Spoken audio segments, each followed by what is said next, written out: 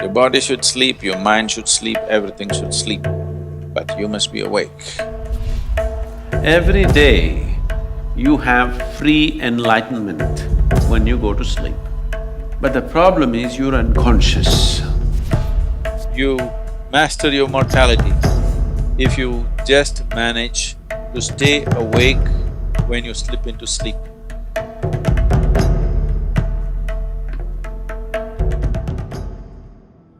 There are various aspects to that which we refer to as Shiva.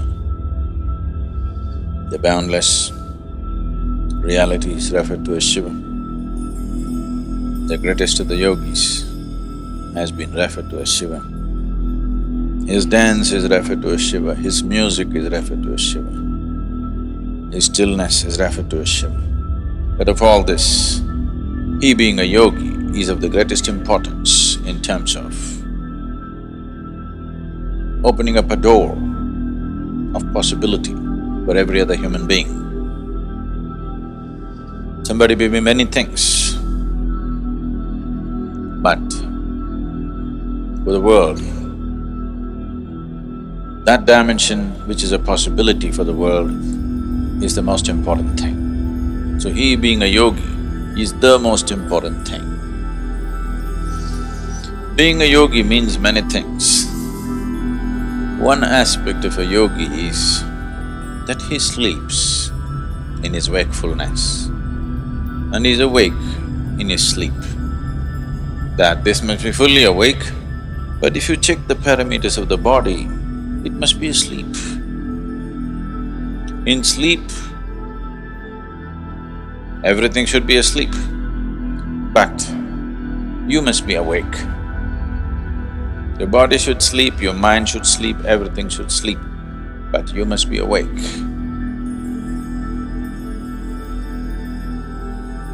When you fast asleep, you're in perfect tune with the existence, one with the existence, isn't it? Nature has given you this. If you've forgotten every day when you go to sleep, it makes you one with the existence. In the same sense of unity, if you can wake up and walk around, you made it, isn't it?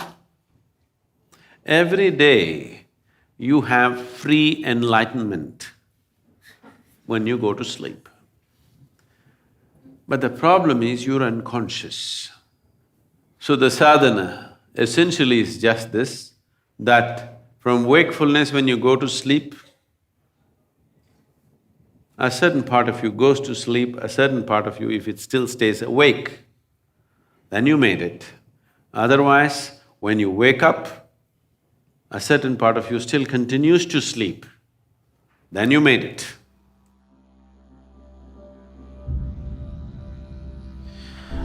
If you are awake and fast asleep at the same time, you are asleep and awake at the same time, this is called Turiya. If you are in a state of Turiya, we say you are a Mrutyunjay, that means you are deathless. Because if you can be awake in your sleep, you will also be awake when you have to shed the body. So there is no question of death for such a person. Because life and death are happening at the same time. It is only the ignorant who think, right now I'm alive and one day I will die. No, both are happening at the same time. They are not two different things actually, only for the sake of understanding, we have to divide them. Otherwise, it's just life and life. One dimension of life and another dimension of life. So this transition between… from one dimension of life to another becomes an easy doorway. Every day you have this doorway available to you, that is, between wakefulness and sleep is as good as life and death. If you know how to exploit this doorway, if you stay alert till that last moment, do you ever know when you actually slept off? You think you're there, but after some time, you don't know when you slept. If you can take yourself to that moment, It's as good as being conscious at the moment of death. You master your mortality if you just manage to stay awake when you slip into sleep.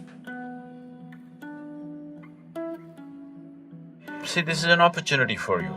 The best preparation for death is make an attempt to try to fall asleep consciously. Instead of drifting away, if you shift from wakefulness to sleep consciously, death will become a play. So, the moment of sleep is a tremendous opportunity. If you sleep in a certain way, tomorrow morning when you wake up, you can be significantly one notch up. Every day you have this opportunity to practice death. If you can manage that moment, like, you can do this consciously, right? Just like that, from wakefulness to sleep. If you can do it that way, that's it, you're Mrutyunjay, because there's no death for you.